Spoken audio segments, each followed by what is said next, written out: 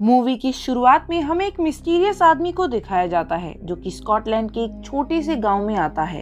अब इसके बाद हमें मूवी की मेन कैरेक्टर रेचल को दिखाया जाता है जिसे अपनी बचपन का नाइटमेयर आ रहा था, जहां उसे उसका पिता अब्यूज कर रहा था। उस नाइटमेयर से वो जाग जाती है और अपने तकिए पर उसे एक कौवे का पंख मिलता है। वो तुरंत ही बिस्तर से उठकर जॉब के लिए रेडी होने लगती है और यहीं पर हमें पता चलता है कि रेचल पेशे से एक पुलिस कांस्टेबल है। अब रेचल रेडी होकर पेट्रोलिंग के लिए निकल जाती है और गौर करने वाली बात यह थी कि वो पूरा शहर ही सुनसान था। रेचल को रोड के बीच में एक आदमी दिखता है, लेकिन तभी एक कार फुल स्पीड से आकर उस आदमी को ठोक देती है। ये देखकर रेचल भागते हुए एक्सीडेंट स्पॉट पर जाती है और देखती है कि कार सीजर नाम का एक लड़का चला रहा था। रेचल उसे बाहर निकालती है, लेकिन जब वो दोनों सामने देखते हैं तब उन दोनों को वहाँ कोई भी नजर नहीं आता।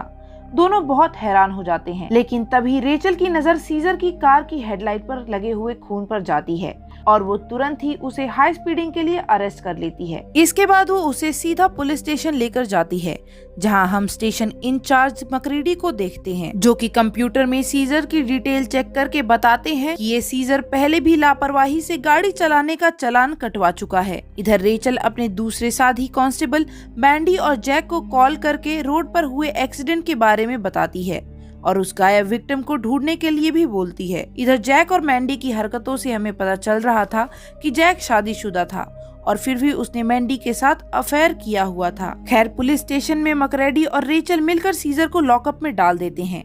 यहीं पर सीजर अपने पुराने टीचर को देखता है, जिसे पुलिस ने उसकी वाइफ को बुरी तरह मारपीट करने के लिए पकड़ा था।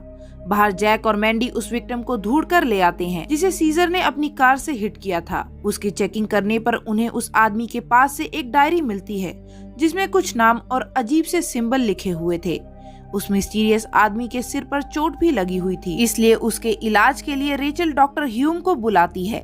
लेकिन हैरानी की बात यह थी कि वो आदमी कुछ भी नहीं बोल रहा था और सिर्फ रेचल को घूरे जा रहा था। डॉक्टर उसका फर्स्ट एड कर ही रहे थे कि वो आदमी डॉक्टर से कुछ कहता है, जिसके बाद डॉक्टर को कुछ विजन्स आते हैं जिसमें वो अपने घर में जाता है, लेकिन उन घर की दीवारों से खून बहने लगता है और डॉक्टर वहां से डरकर भाग जाता है। होश में आने के बाद डॉक्टर उस मिस्टीरियस आदमी को देखकर कहता है कि इसे सब कुछ पता है और इतना बोलते ही वो उस पर हमला करने की कोशिश करता है, लेकिन सभी पुलिस वाले उसे पकड़कर जेल के अंदर बंद कर देते हैं। इसके बाद उस मिस्टीरियस आदमी के फिंगरप्रिंट डिटेल्स निकालने पर उन्हें पता चलता है कि वो आदमी तो 1983 में ही मारा जा चुका है, लेकिन मकरीडी उसे कंप्यूटर का ही एक छोटा सा डिफेक्ट मानकर उस आदमी से पूछताछ करना शुरू कर देते हैं। वो उससे पूछते हैं कि तुम उस डॉक्टर के बारे में ऐसा क्या जानते हो कि वो तुम्हें मारने के लिए बौखला गया।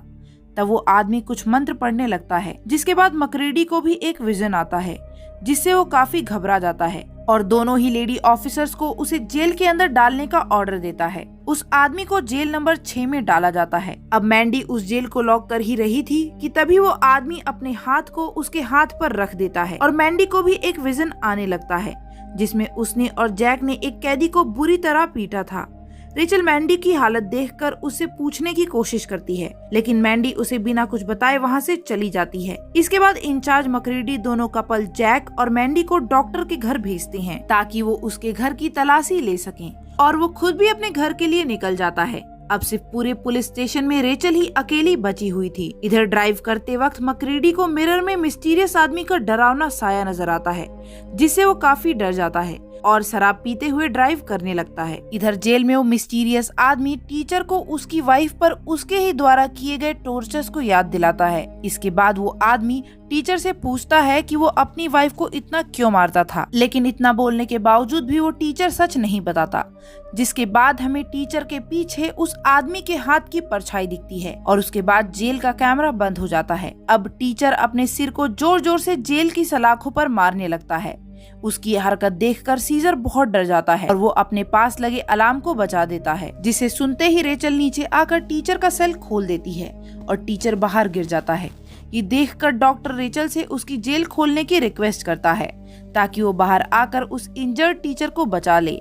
रेचल वैसा ही करती है, लेकिन डॉक्टर के चेक करने से पहले ही उस टीचर की मौत हो जाती है। अब सीन यहाँ से शिफ्ट होकर जैक और मैंडी पर जाता है, जो कि डॉक्टर के घर पर तलाशी लेने पहुंच चुके थे, लेकिन अंदर जाते ही वो बहुत शॉक्ड हो जाते हैं। दूसरी ओर इंस्पेक्टर मकरेडी का भी एक राज सामने आता है जब वो अपने फ्रिज से किसी लड़के की बॉडी पार्ट्स को निकालकर पॉलिथीन में भर रहा था। उस लाश को ठिकाने लगाने के बाद वो अपने बेडरूम में जाता है जहां एक और लड़के की लाश पहले से ही पड़ी हुई थी। फिर इसके बाद हमें फ्लैशबैक दिखाए जाते हैं कि किस तरह शराब के नशे में मकरेडी मासूम लड़कों को मार डालता था और ऐसा उसने कई लड़कों के साथ किया था। दरअसल वो साइको किलर था जो कि गे लड़कों को मारता था। इसके बाद सीन शिफ्ट होकर पुलिस स्टेशन में जाता है जहां टीचर की डेड बॉडी को ऊपर शिफ्ट करने में डॉक्टर रेचल की हेल्प करता है। तभी वहां पड़े रेडियो से जैक के चिल्लाने की आवाज आती है और रेचल के पूछने पर जैक उसे बताता है कि डॉक्टर के घर में लाशें ही लाशें हैं और वो एक साइको है जिसने अपने ही फैमिली को बुरी तरह मार डाला है।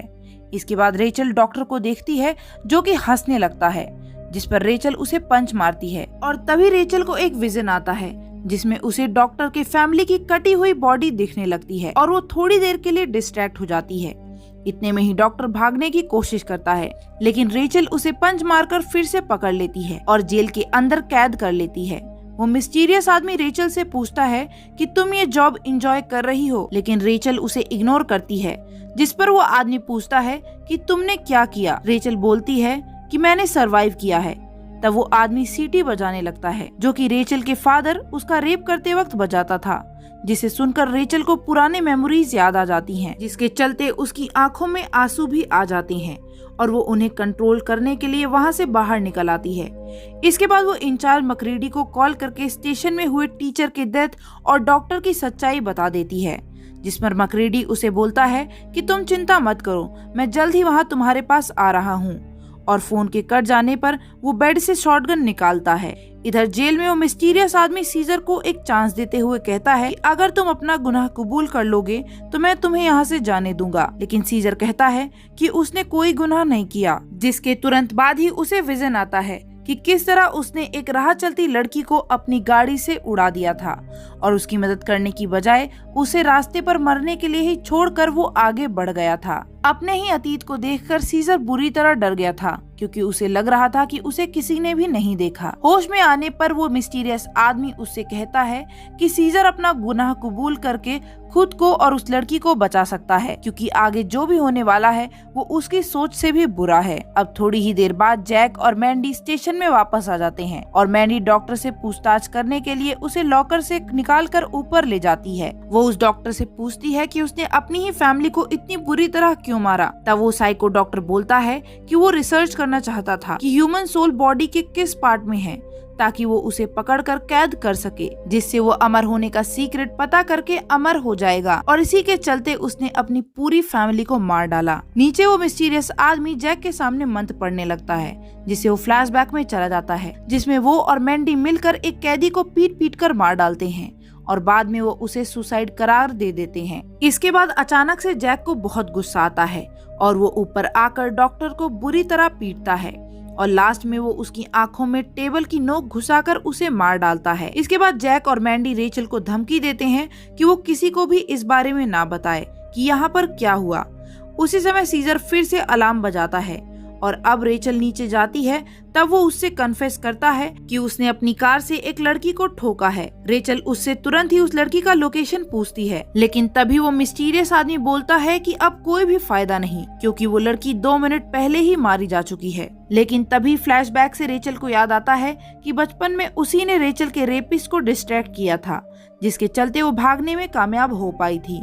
अब वो आदमी उसे बताता है कि ऊपर जैक और मैंडी उसके मर्डर का प्लान कर रहे हैं, पर रेचल उसकी बातों को इग्नोर करके ऊपर चली जाती है। लेकिन ऊपर पहुंचते ही वो चुपके से जैक और मैंडी की बातें सुनती है, जिससे उसे पता चल जाता है कि वो सच में ही उसे मारने का प्लान बना रहे थे। लेकिन तभी रेचल को इंचार्ज मकरेडी का कॉल आता है और वो दोनों रेचल को उसकी बातें सुनते हुए देख लेते हैं। तब जैक गुस्से में आग बबूला होकर कहता है कि तुम्हें इन सब में उस बुढ़े को नहीं घसीटना चाहिए था, और इतना बोलते ही वो रेचल पर हमला करके उसे जान से मारने की कोशिश करने लगता है। वो दोनों अपने मंसूबों में कामयाब होने ही वाले थे कि तभी मकरेडी वहाँ पर आ टपकता है। उसके पूरे शरीर पर लोहे के तार लिपटे हुए थे जिनसे खून बह रहा था। उसके हाथों में एक शॉटगन भी थी, जिसे देखकर जैक और मैंडी काफी हैरान हो जाते हैं और डर से जैक रेचल को छोड़ देता है। तभी मकरेडी अपनी शॉटगन उठाकर जैक के मेन पॉइंट पर शूट करके उसे मार डालता है और इसी बीच रेचल और मैंडी चुपचाप जाकर टेबल के नीचे छुप जाते हैं। ये सब हरकतें कर ही रहा था कि मौका पाकर मैंडी और रेचल जाके एक रूम में खुद को बंद कर लेती हैं, पर उससे पहले ही मकरेडी उन दोनों को घायल कर देता है। इधर रेचल उस मिस्टीरियस आदमी को उनकी हेल्प करने को बोलती है। तब वो आदमी कहता है कि मैं सिर्फ लोगों को पाप करते हुए देखने के अलावा कुछ भी नहीं कर सकता। तभी वहाँ की लाइट्स चली जाती हैं और रेचल देखती है कि बाहर मकरेडी पेट्रोल छिड़क रहा है और थोड़ी ही देर बाद जेल रूम के अंदर भी पेट्रोल आने लगता है। मकरेडी पागलों की तरह बाइबल पढ़ रहा था और वो पूरी जगह पर आग लगा देता है। इधर जेल में भी आग लग जाती है, इसलिए रेचल मैंडी और सीजर को बचाने की कोशिश करती है और उन्हें चादर देती है। तब वो मिस्टीरियस आदमी रेचल से कहता है कि इन सब का कोई फायदा नहीं, क्योंकि उनकी मौत पहले से ही लिखी जा चुकी है और अब तुम्हें डिसाइड करना है कि तुम इन सब के साथ जलना चाहोगी या इन सबको सजा देने में मेरी मदद करोगी। जिस पर रेचल कहती है कि उसे किसी भी तरह की मदद नहीं चाहिए। अब वो तीनों लोग अपनी अपनी कंबल को बेसिन के पानी से गीला करके ऊपर जाने लगते हैं। ऊपर मकरेडी भी गेट पर आकर खड़ा हो गया था ताकि वो बाहर निकलने वाले इंसानों को अपनी गन से उड़ा सके। उसके हमले से सीजर तो बच जाता है, लेकिन मैंडी का पैर स्लिप हो जाता है, जिससे वो वहीं की टूटी हुई खिड़की पर गिर जाती है और मकरेडी आकर मैंडी के सिर पर प्रेशर डालता है, जिससे उसकी गर्दन में कांच घुस जाता है और उसकी वहीं पर मौत हो जाती है। रेचल भी साइड से भागने की कोशिश करती है, लेकिन मकरेडी की गोली उसके शोल्डर पर आकर लगती है और वो एक टेबल के नीचे जाकर छुप जाती है। इधर मकरेडी को सीजर मिल जाता है।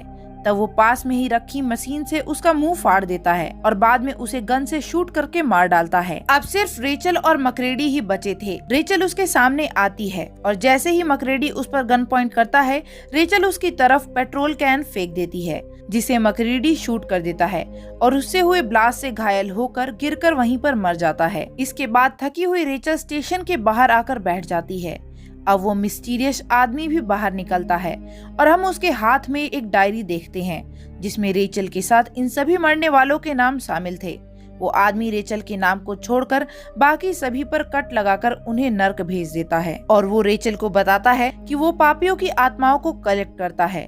इन शॉर्ट वो डेविल यानी शैतान है और यहाँ वो आज यही करने आया था। वो रेचल को भी अपने मिशन में शामिल कर लेता है और मूवी का यहीं पर दी एंड हो जाता है। मुझे पता है ये आयरिश हॉरर मूवी थोड़ी कंफ्यूजिंग है, इसलिए मैं आपको सारे पॉइंट्स एक्सप्लेन करूंगी।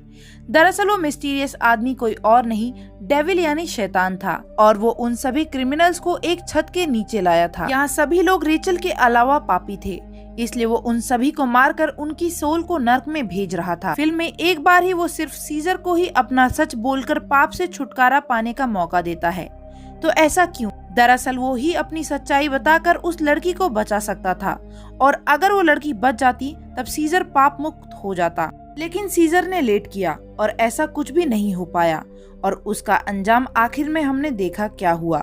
मतलब इसमें डेविल यानी शैतान का एक कैरेक्टर बताया गया है कि वो सिर्फ पापियों की ही आत्माओं को ले जाता है। अब अगर गाइस आपको ये मूवी एक्सप्लेनेशन पसंद आया है तो प्लीज एक लाइक करें और कमेंट करना ना भूलें।